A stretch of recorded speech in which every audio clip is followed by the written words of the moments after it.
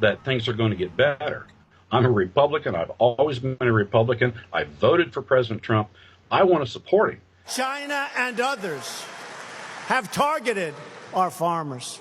The CEO of Bunge tells Bloomberg and Reuters China is very deliberately not buying soybeans from the U.S. It has potential. It could very well turn into something seriously, but I'm hopeful that it's a short-term thing. The U.S. is losing its largest customer as China slashes purchases of crops, chips, and LNG. Once America's largest buyer, China has turned to Brazil, Russia, and Europe, threatening the $575 billion trade relationship.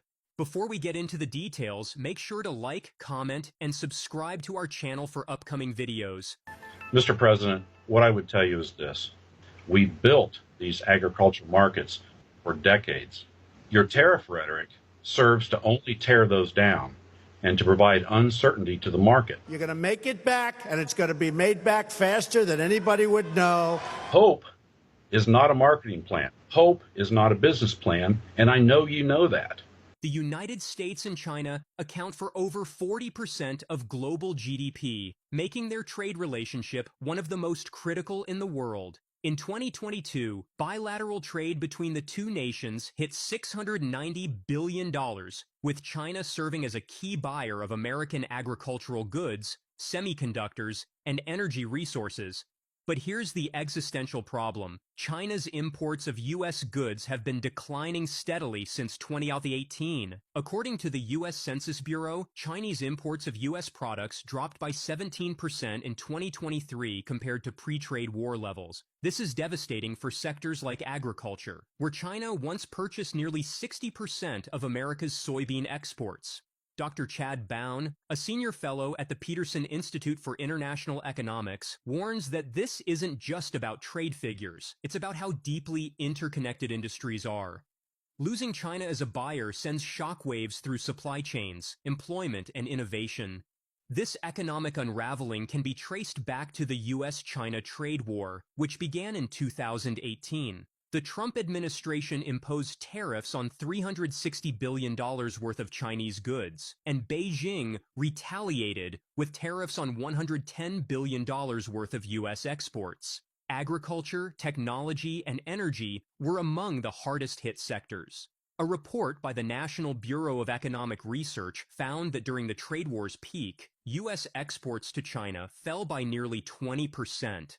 Beijing didn't just retaliate, it restructured. The Chinese government started diversifying its supply chains, turning to Brazil for soybeans, Europe for technology partnerships, and Russia for energy. In an op-ed for the Financial Times, economist Yu Yongding stated, "The trade war accelerated China's push for self-reliance. This wasn't a temporary response. It's a long-term strategy. The idea behind tariffs was to pressure China into buying more U.S. goods, but instead, they made American products more expensive and less competitive in global markets. For instance, soybeans, one of the largest U.S. exports to China, saw a price drop of over 18% in 2018 because Chinese buyers pivoted to Brazil. The American Farm Bureau reported that between 2018 and 2020, U.S. farmers lost an estimated $4 billion in export revenue due to tariffs. Tariffs acted as a tax on U.S. businesses and consumers, explained Mary Lovely, a trade economist at Syracuse University. Instead of incentivizing trade, they disrupted supply chains and forced China to look elsewhere. Agriculture has been the hardest hit sector in this economic downturn, largely because of its reliance on China as a key buyer. In 2022, China purchased over $36 billion worth of U.S. agricultural products, down from $45 billion in 2017. Soybeans, corn, and pork were among the most affected commodities. The share of China's soybean imports from the U.S., the top American export to China, has dropped to 18% in 2024 from 40% in 2016, according to Chinese customs data. China's agriculture imports from the U.S. declined to $34 billion in 2023 from $43 billion in 2022 and are expected to drop further this year. For farmers in the Midwest, this decline has been catastrophic.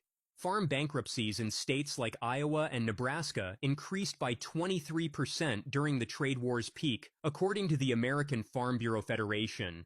Many family-owned farms, already operating on thin margins, were forced to shut down. John Heisdorfer, an Iowa soybean farmer and former president of the American Soybean Association, described the situation as dire. Losing China as a customer isn't just a loss of revenue, it's a loss of stability. It's hard to plan for the future when your largest buyer disappears. Export markets are tough to build. If you would completely lose that market, it will take a decade to come back and replace that market with somebody else. For farmers, there's no question there's a lot at stake.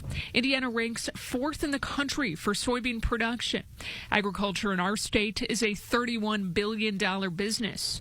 Chisholm's livelihood depends on it. I think the longer it goes, probably the more effect it might have. But like I said, they're in negotiations now, and so I'm hopeful that they'll come to some sort of resolution. In Howard County, Katie Hines, RTV6. Brazil stepped into the gap left by U.S. farmers with strategic precision. In 2022, Brazil exported a record 87.6 million metric tons of soybeans to China, capturing over half of the market share. This dominance wasn't accidental. Brazil benefits from lower production costs, favorable trade agreements, and a currency advantage. Moreover, China has invested heavily in Brazilian infrastructure, including railways and ports, to streamline the transport of agricultural goods. China and Brazil have developed a symbiotic relationship, noted Marcelo Vieira, president of the Brazilian Agribusiness Association. Brazil provides the raw materials, and China provides the capital to move them.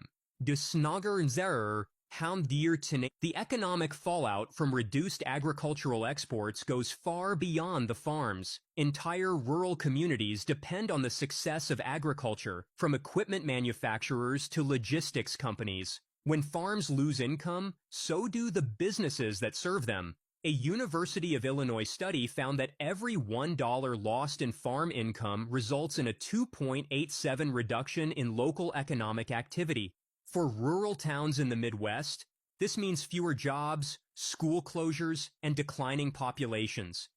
This is a death spiral for some communities, warned Megan Nelson, an economist at the American Farm Bureau Federation. Without a robust farming economy, the social fabric of rural America is at risk.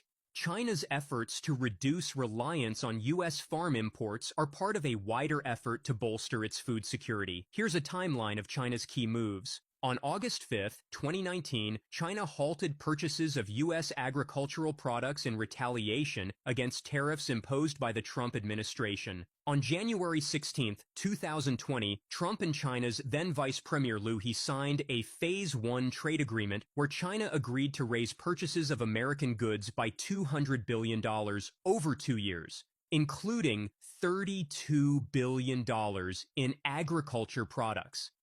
In 2021, China launches commercial trial planting for genetically modified corn and soybeans. On April 29, 2021, China adopted anti-food waste law to prevent grain wastage and bans binge-eating videos and excessive leftovers. On February 1, 2022, U.S. trade officials said China failed to meet its commitments under the Phase 1 trade deal that expired at the end of 2021. Agriculture Secretary Tom Vilsack tells lawmakers that China's purchases of U.S. farm goods fell short by about $13 billion.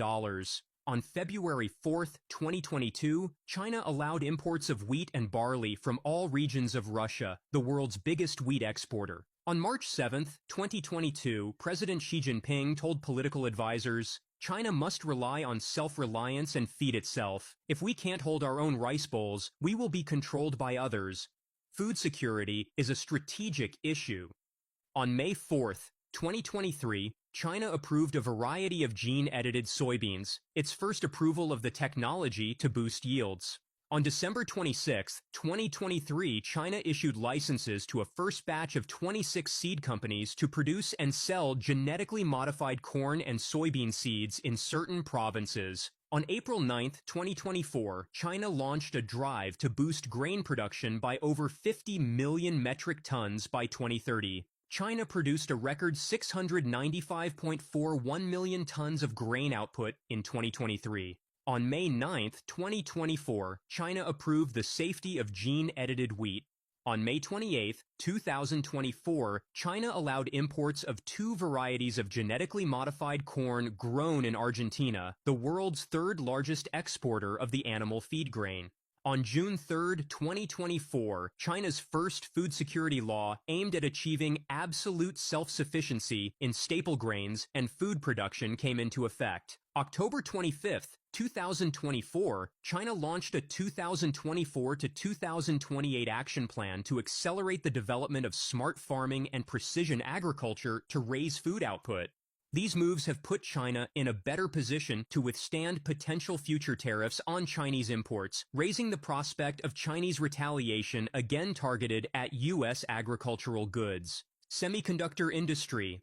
The semiconductor industry has been hit hard in this trade war. Semiconductors, often referred to as the new oil, are the foundation of modern technologies, from smartphones to artificial intelligence. China is aggressively working to close this gap, and its pivot away from U.S. semiconductor imports marks a significant escalation in the technological Cold War. In 2023, U.S. chip exports to China fell by 14%, according to the Semiconductor Industry Association. This drop isn't merely economic, it's strategic. Beijing's Made in China 2025 initiative aims to produce 70% of its semiconductors domestically by 2025. To achieve this, China has poured billions into research, development, and manufacturing capabilities. China views its dependence on foreign semiconductors as a vulnerability, explained Dan Wong, a technology analyst at Gavical Research. They're treating chip production as a matter of national security, which explains the urgency and scale of their investments. The survival of U.S. tech companies in the face of China's drive for self-sufficiency depends on their ability to innovate and adapt. Companies like Qualcomm, Micron, and Broadcom have already reported revenue losses due to reduced Chinese demand. Qualcomm, for instance, saw its China revenue fall by over 15% in 2023.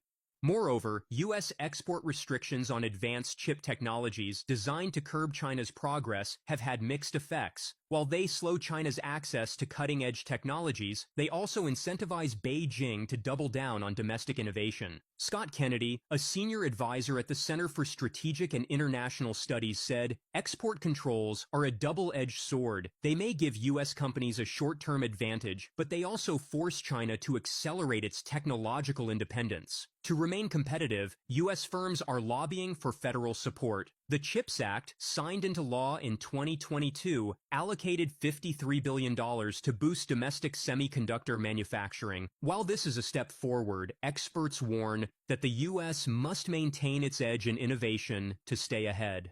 Energy sector. Energy is another critical area where China has reduced its reliance on the United States. In 2021, the U.S. was a leading supplier of liquefied natural gas to China. By 2023, those exports had declined by 25%, according to the U.S. Energy Information Administration. The reasons for this shift are both geopolitical and economic. Following the Russia-Ukraine conflict, China deepened its energy ties with Russia, signing a 30-year agreement for natural gas imports via the Power of Siberia pipeline.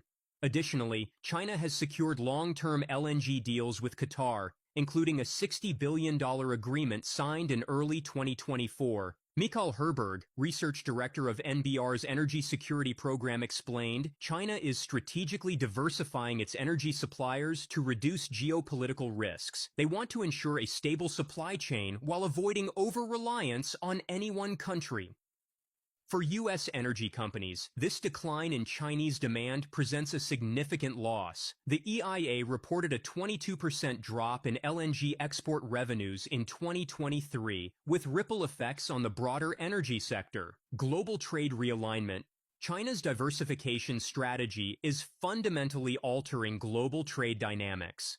By reducing its dependence on the United States, Beijing is building stronger ties with emerging markets and regional partners.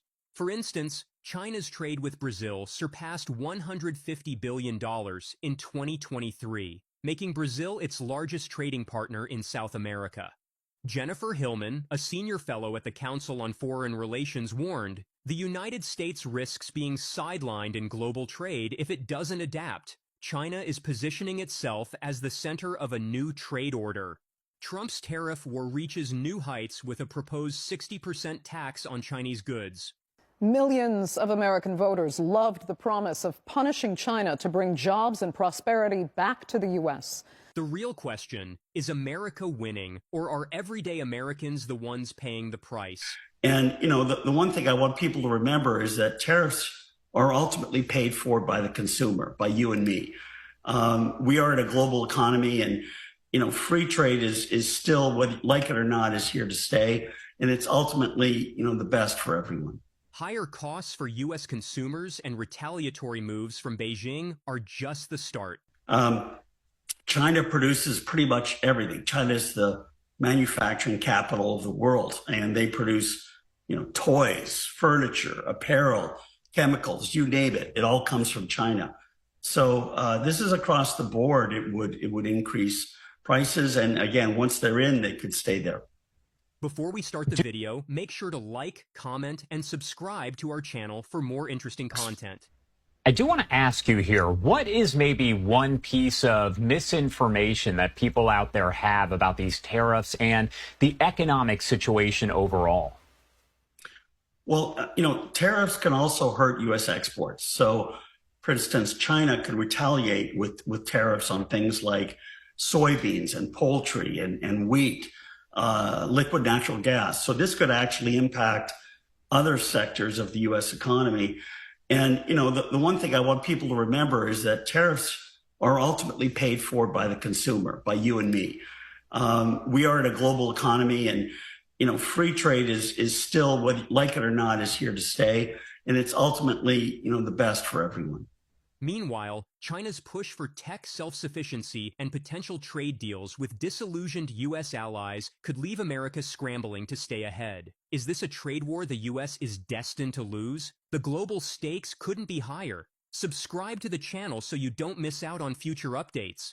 The proposed tariffs represent a significant escalation from the trade policies implemented during Trump's first term. From 2018 to 2020, the Trump administration imposed tariffs ranging from 7.5% to 25% on various Chinese goods, affecting approximately $370 billion worth of imports. These measures were part of Trump's broader strategy to reduce the U.S. trade deficit with China and address concerns about intellectual property theft and forced technology transfers.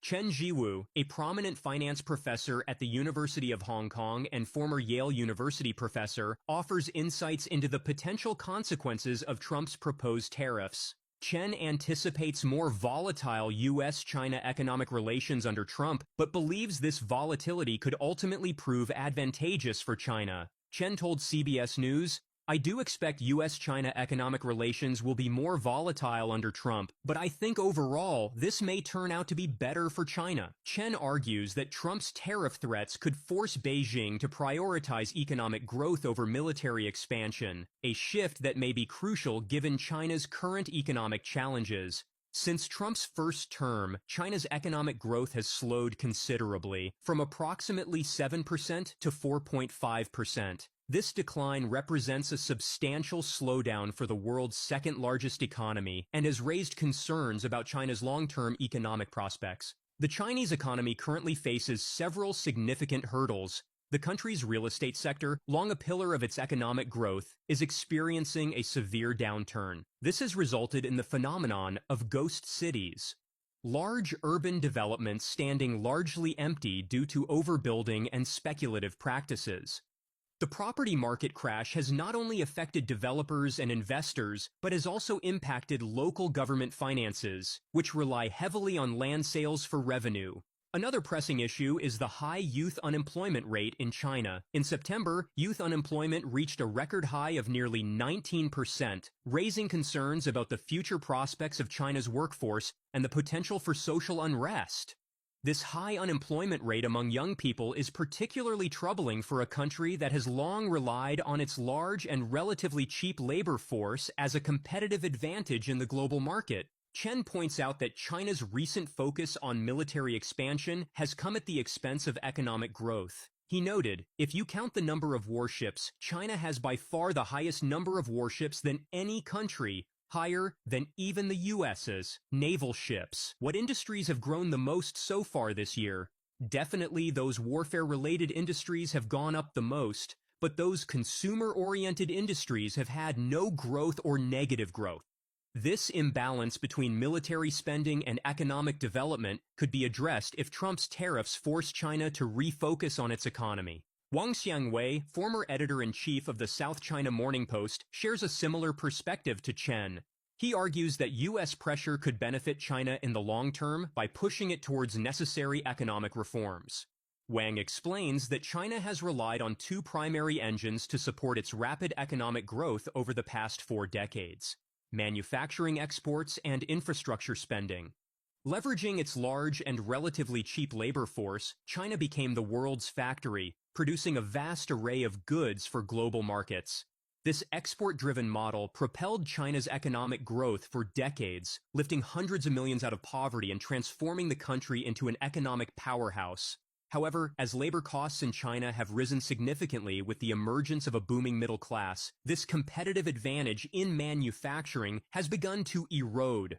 Simultaneously, the Chinese government invested heavily in domestic infrastructure, including roads, railways, and airports, to support economic growth. This infrastructure spending not only created jobs and stimulated economic activity, but also laid the foundation for China's rapid industrialization and urbanization. However, after decades of intensive infrastructure development, the country is running out of profitable new projects to pursue, leading to concerns about the sustainability of this growth model. Wang argues that China needs to transition to a more consumption-driven economic model. I believe China's going to suffer in the short term. In the long term, he's Trump going to help China to make that painful transition, Wang told CBS News. He points out that while domestic consumption accounts for 70% to 80% of GDP in the U.S., it only represents about 60% in China, indicating significant room for growth in this area.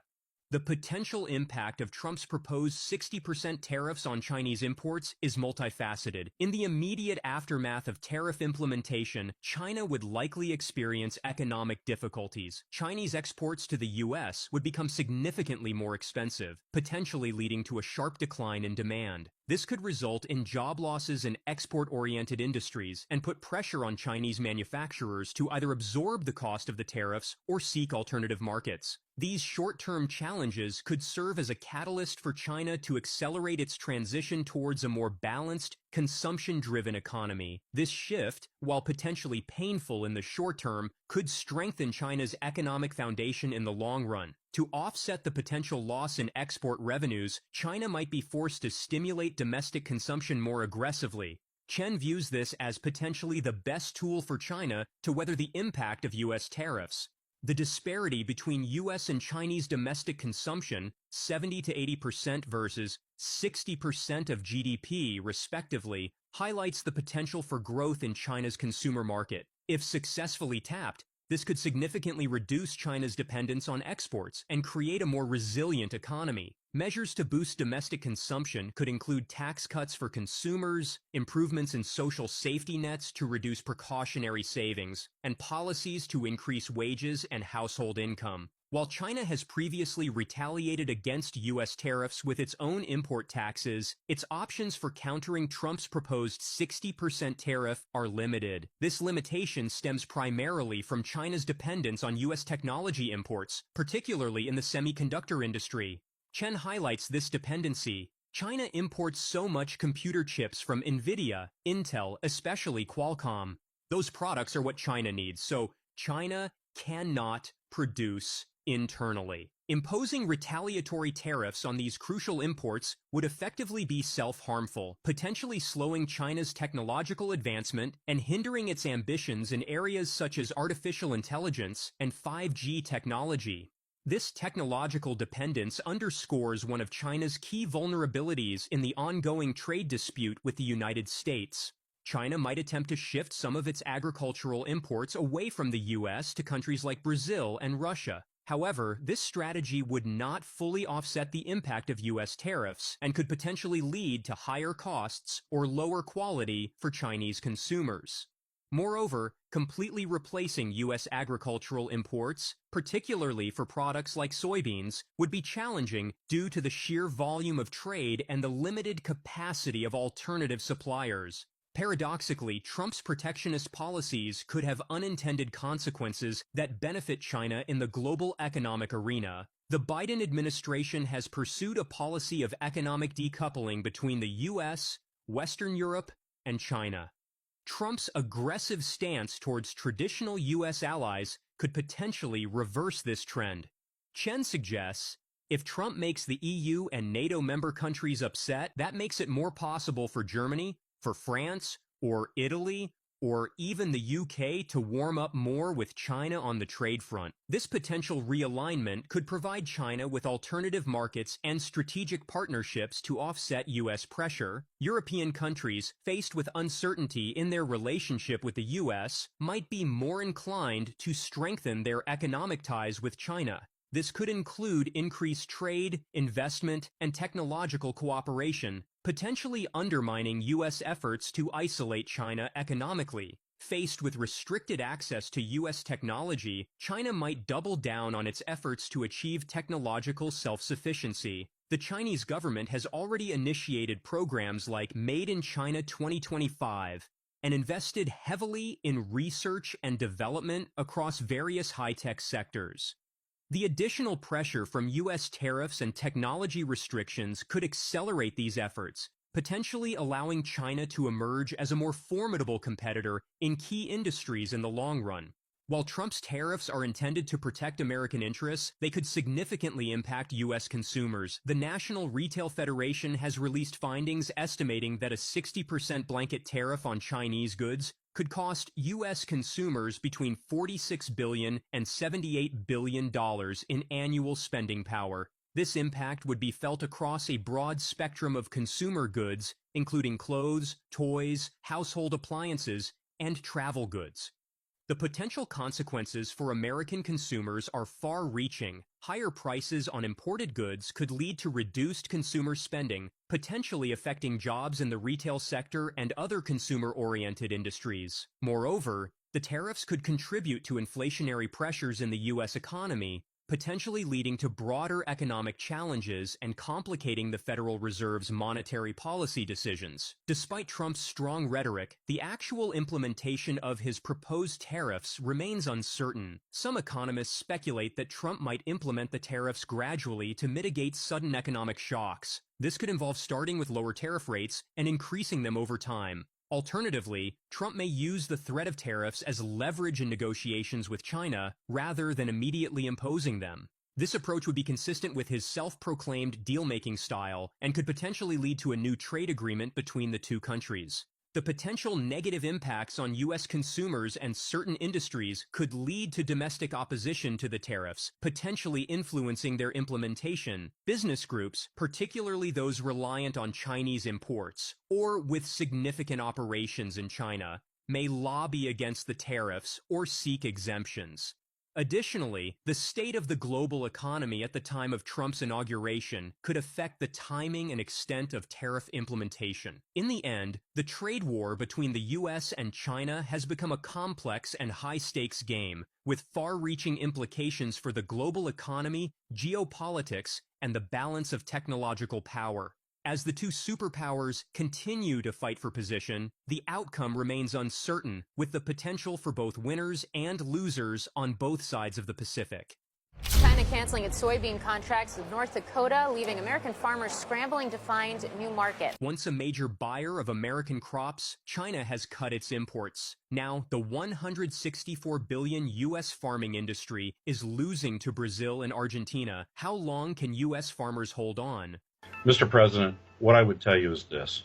We built these agricultural markets for decades. Your tariff rhetoric serves to only tear those down and to provide uncertainty to the market. You're going to make it back, and it's going to be made back faster than anybody would know. Hope is not a marketing plan. Hope is not a business plan, and I know you know that. Yeah, this tit for tat, Kelly, which the president, President Trump says is because China not only didn't stop fentanyl from coming in, as the two heads of state had agreed back in December, but also that China is not purchasing more agricultural products, which President Trump believes that China committed to back at the G20 in Japan. But now China is saying we're not going to be purchasing any U.S. agricultural products, that it could potentially stop those purchases altogether, according to a report in the state news agency Xinhua. In this report, it calls it a serious violation of agreements between President Xi and President Trump for President Trump to be introducing this new round of tariffs, that 10% round on the remaining $300 billion in goods that the U.S. imports from China. So we'll see what happens from here, but certainly that would be a major blow. Before we start the video, make sure to like, comment, and subscribe to our channel for more incredible content. China has cut its imports to $34 billion, down from $43 billion last year. The impact of this reduction is particularly stark when examining specific commodities. Soybean imports from the U.S., once the top American export to China, have plummeted from 40% of China's total soybean imports in 2016 to just 18% in 2024. The trade war between the U.S. and China began in earnest during Trump's first term. In response to U.S. tariffs on $370 billion worth of Chinese goods, Beijing retaliated with tariffs of up to 25% on over $100 billion worth of U.S. products. These retaliatory measures specifically targeted key agricultural exports, including soybeans, beef, pork, wheat, corn, and sorghum. This is a brand new tractor from Fendt, which is owned by AGCO, luxury and efficiency. Yours for, a little over $500,000. AGCO had a good Q4, but of course B of A downgraded Deere this morning going into Friday's earnings, downgraded it to neutral. So we're about a year into this trade and tariff war. What does it really mean for farmers and equipment makers? Well, look at this. January tractor sales were up over 5% from a year ago. Yeah, these things cost more money now because of the steel tariffs that have been slapped on imports, but farmers may need to upgrade after the buying boom from 2013. China's strategy to reduce dependence on U.S. agricultural imports has been multifaceted and deliberate.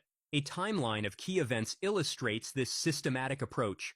On August 5, 2019, China halted purchases of U.S. agricultural products in retaliation against tariffs imposed by the Trump administration. By 2021, China had launched commercial trial plantings for genetically modified corn and soybeans, signaling a push towards increased domestic production. On April 29, 2021, China adopted an anti-food waste law to prevent grain wastage, further emphasizing its focus on food security. In a significant development on February 4, 2022, China allowed imports of wheat and barley from all regions of Russia, the world's biggest wheat exporter. This decision diversified China's import sources and reduced reliance on U.S. suppliers.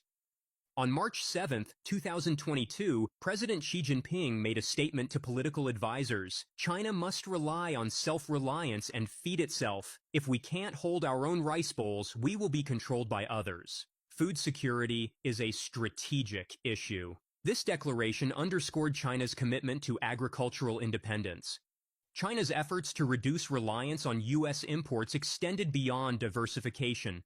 On June 28, 2022, China passed a soil conservation law to protect crop yields in key agricultural provinces. This move aimed to boost domestic production by addressing decades of soil degradation due to rapid industrialization and overuse of pesticides. In a bid to curb soybean imports, China rolled out a plan on April 14, 2023 to reduce soy meal ratios in animal feed to less than 13% by 2025, down from 14.5% in 2022. The country also approved microbial proteins for feed and initiated pilot projects to use leftover food and animal carcasses for animal feed. China's push for agricultural self-sufficiency culminated in the implementation of its first food security law on June 3, 2024. This law aims to achieve absolute self-sufficiency in staple grains and food production.